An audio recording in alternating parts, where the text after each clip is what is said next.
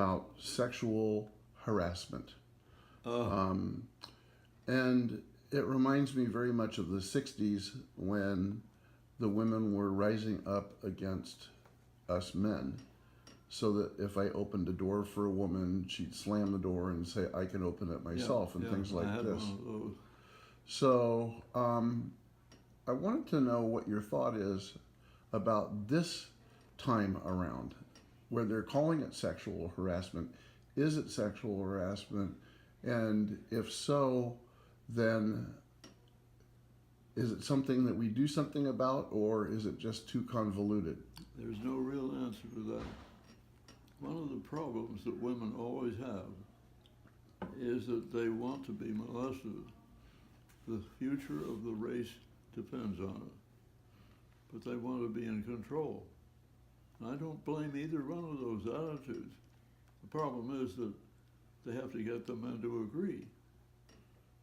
And that's where the trouble starts. See, I went through this very, very vigorously. Oh, that was about 1980, I think, when the University of Hawaii Law School discovered sexual harassment, that there was money to be made in that whole field, and that you could persuade a woman to sue her employer for sexual harassment. And it was not only painful to her, but it was making her to quit. She lost her job, the bill was up, you know. So then you had punitive damages to all that, and it's a wonderful thing. Well, here the law school starts a case against the university of which it was a part. Yeah, so immediately, Bachman Hall, which is what we called the university's life, well, what is the, oh, anyhow, that was the word that said the university, Bachman Hall. They put on tremendous pressure on all instructors not to commit sexual harassment, with special reference to men whose classes were primarily women and would be offering grades in place of sexual favors. I'm not kidding. It was just assumed that if you had a class of women, you would be saying, you want to be sure to get an A in this course. Have dinner with me once a week or something like that, you know? I don't know anybody who was so short of ideas that he had to depend on that kind of thing. I must be right about it. But it was very nasty. I mean, I did not like being on that post. And my rule simply was, my door to my office is open at all times, especially open when you come in. If you're there, the door's open. Everybody wants to walk by and check out what we're doing in there, okay. And on the other side of this thing is that, I mean, you know about the, what's the word for it? Lordosis behavior. It's never been proven to apply to the human female, but I don't know what proof would have to be. I'm sure there is such a thing. They all want to be attractive up to a point, but they want to control what that point is. And I understand both of those very well. So if the girl wants to wear a shirt that goes right open down to her navel, okay, but then don't complain if I do what I'm supposed to do under those circumstances and feel it is an invitation. You can't come at me both ways, in other words. And that has not been settled. You pick up a copy of Vogue magazine and look at the clothing ads in there. They are all based on making the wearer liable to get screwed, when you put it frontly. But then in spite of that, they want to be able to say, yeah, but. These two things have never gone well together. I don't know what the answer is, really. And now, so much is open. I mean, really open. It's amazing what we get. We see a lot of movies here. These are movies presumably suitable for adults. Most of them are PG, most of them. And the language, the situations, the clothing, the costumes are on another planet.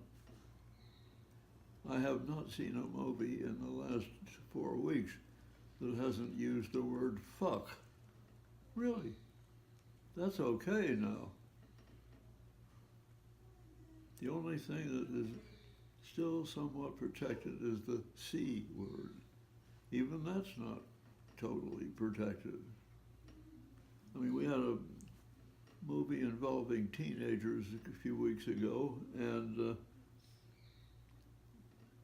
the parents allowed the boys and girls to have the house, but the boys were to stay, they were to sleep upstairs and the girls downstairs. I mean, did you have to think about that?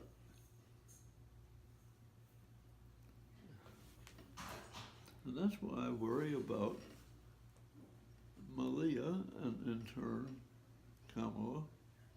How do you prepare children for that?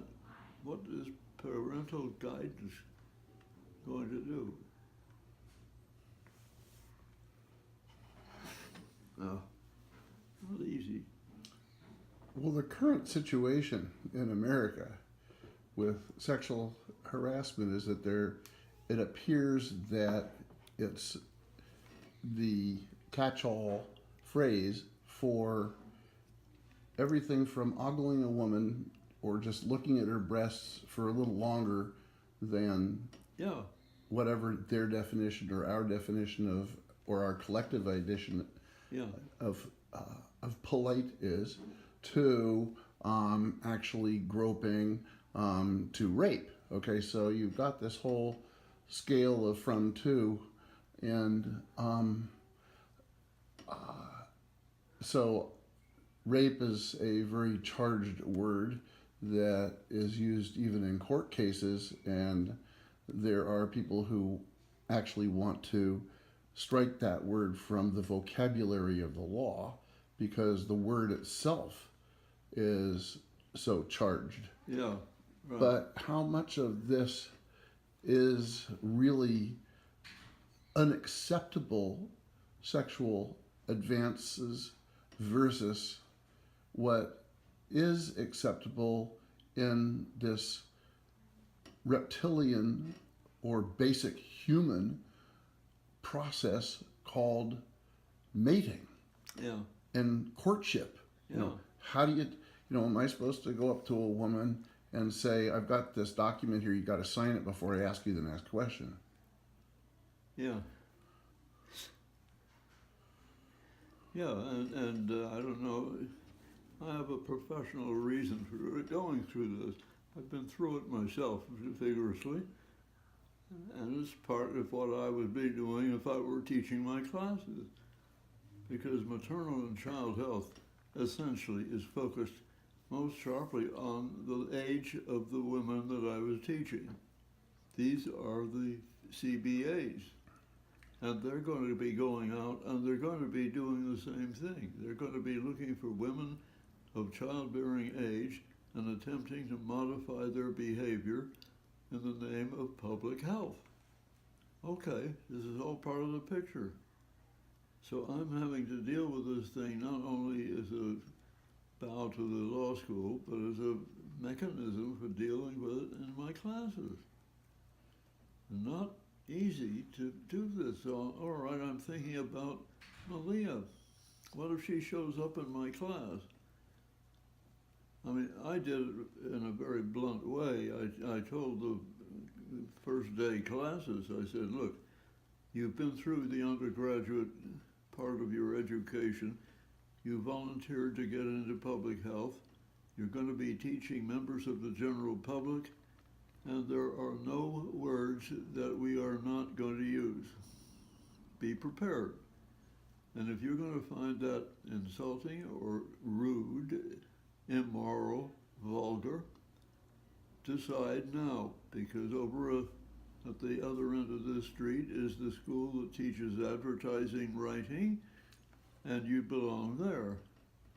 No, I moved. And I never had any problems. I never went over the limit.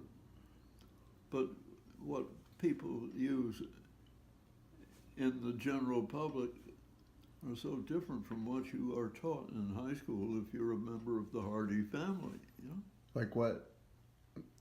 Well, right now the movies use four-letter words or for any old thing. And we knew you knew, but you also knew that some things you don't say in public. That's all we had to say.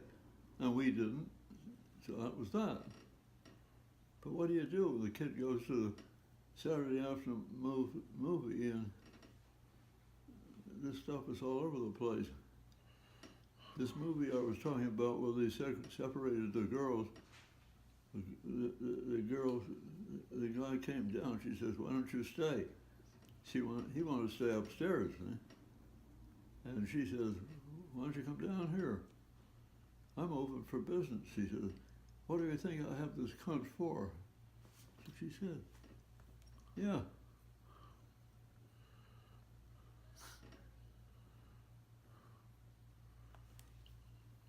On my way up here, I heard a whole NPR show by a woman, with a woman who had written a book about a restaurateur. I guess he owned either a big restaurant or 2 or 3 restaurants.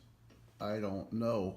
But she wrote about the sexual discrimination in the sexual harassment that was going on all the time, not just by the owners and the managers of the restaurant, but also by the waitresses were encouraged to show their breasts and to touch the Hooters, like Hooters, right, yeah. Right. So, and they're talking about it, and at one point she said that one of the people who called in said they had worked for this man and that they became an assistant cook or something like that. And she said, can I have a raise? And he just laughed at her. Well, the assumption in the rest of the conversation on the radio was that the guy laughing at her was because she's a woman. And I'm thinking, wait a minute, in my experience, I've been laughed at too, a lot in my life. What makes you think it's because you're a woman? You know, Yeah. there just seems to be a disconnect between a basic understanding of the reality of reptilian human, I don't know what you call it, what is it in our loins, in our genetic makeup, you know, that got us to this point in time in our lives and in the lifetime of humanity. Well, I still think it goes back to this idea that women are entitled to be attractive.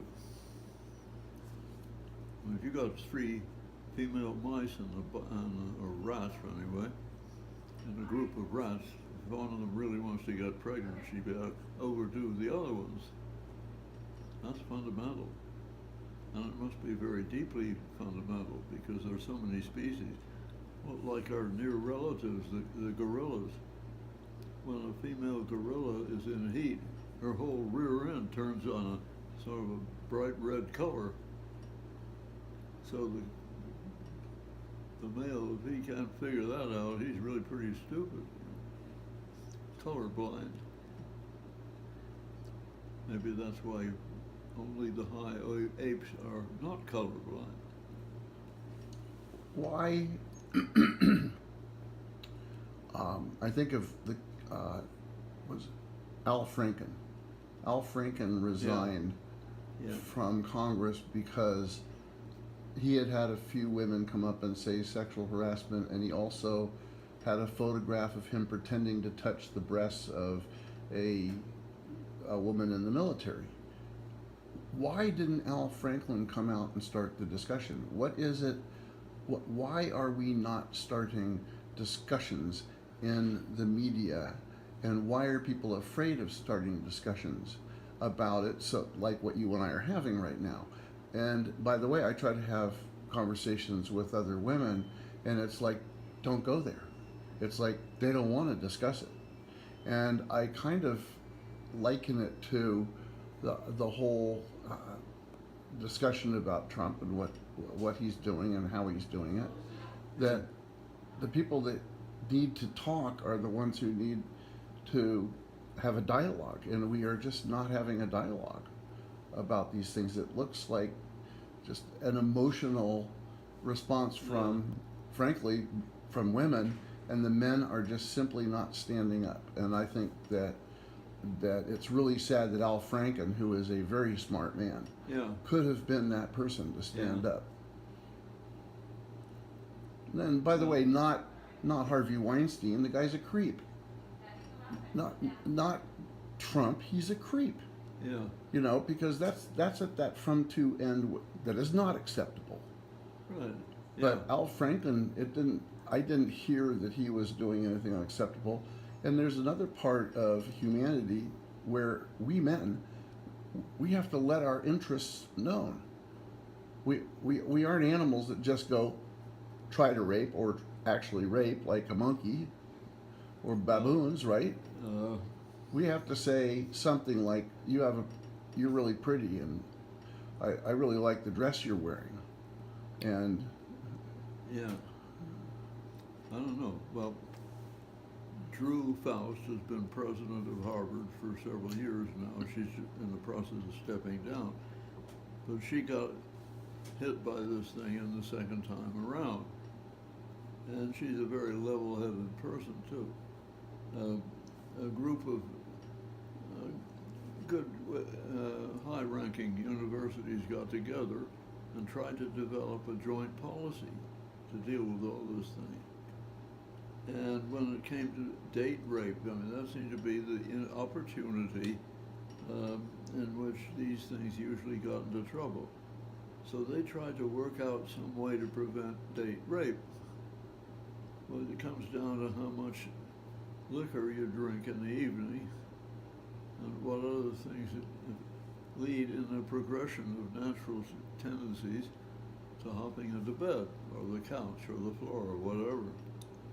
And they were unable to come up with anything. I mean, they tried some of this stuff and then shared it with us senior faculty members who were in a position to be critical for one reason or another.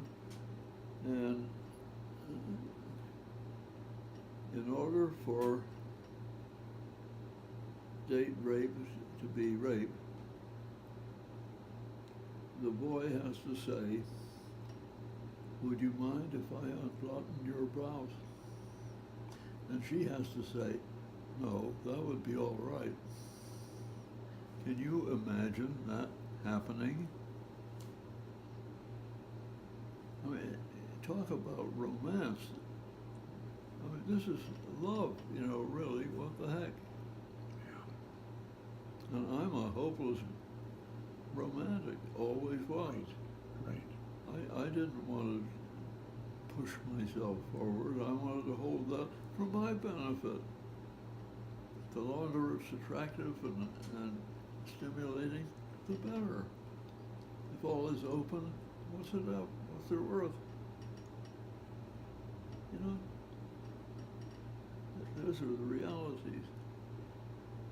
And Interesting. Some of the best plot lines and some of the most wonderful I hate to call them chick flick movies, but like when Harry Met Sally, the entire movie is just one wonderful back and forth courtship process. Uh-huh. And what, what is it? The one about Seattle, Sleepless in Seattle, and I think of it's about the courtship. It's not. It's not. May I unbutton your blouse, please? And you know I have to have you sign this little piece of paper. Yeah. Yeah. I just wonder why Al Franklin was afraid, or why any of these guys aren't afraid to stand up for humanity, because that's what it is, Yeah. in my opinion. I don't know what form it would take. Our whole faculty was brought together in the big meeting room, and this person from Bachman Hall came down and asked questions, you know, trying to keep the subject as a two-sided thing. And she said, what is the factor of age here? And what she was looking at, does it matter if the professor is much older than the woman, and so on and so forth? So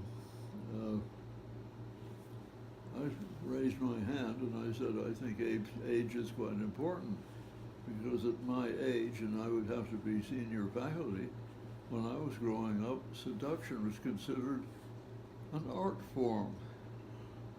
And everybody in the room laughed aloud. But that's what it was. I mean, these are the fine-tuning points, you know. The edges of these things.